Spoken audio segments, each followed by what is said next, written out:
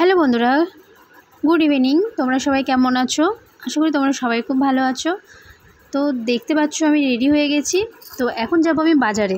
প্রত্যেক শনিবারে আমি যা করি, শনি মন্দিরে যাই, ওখানে গিয়ে ধূপকাঠি মোমবাতি জ্বালাই, কিছুক্ষণ থাকি ওখানে, থাকার পরে দেন বাড়ি চলে আসি। তো আমি এখন বেরিয়ে পড়লাম, রওনা দিলাম। তো দেখতে পাচ্ছ আমাদের গ্রাম বৃষ্টিতে জলে মাঠঘাট সব ভর্তি হয়ে গেছে। এত বৃষ্টি কি বলবো, প্রচণ্ড বৃষ্টি হচ্ছে, সব জায়গায় হচ্ছে বৃষ্টিটা।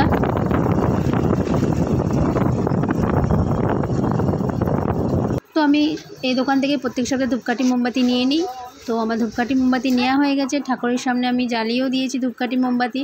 তো কিছুক্ষণ দাঁড়িয়ে একটু পুজো দেখলাম, ঠাকুরের কাছে কতক্ষণ ছিলাম। তো তারপরে ওখান থেকে বেরিয়ে চলে আসলাম। বাজারে আরও কিছু কাজ আছে। তো তারপরে দেখো ওই যে পেছনে দেখতে পাচ্ছ ওই মন্দিরটা, ওখানেই পুজো দিই। তার সামনে এই ভুট্টাওয়ালা কাকুটা বসে। তো ওনার থেকে দুটো ভুট্টা নিয়ে নিলাম, নিয়ে এবার বাজারে আর একটু কাজ আছে, যাবো হচ্ছে কাচের দোকানে, জানলায় কাচের জন্য। তো ওখানে কিছুক্ষণ কথাবার্তা বলার পরে তো আমরা বেরিয়ে চলে আসলাম। আর এই দেখো আলমারিটা, এই আলমারিটা কেমন লাগছে তোমরা জানিও কিন্তু কমেন্ট করে।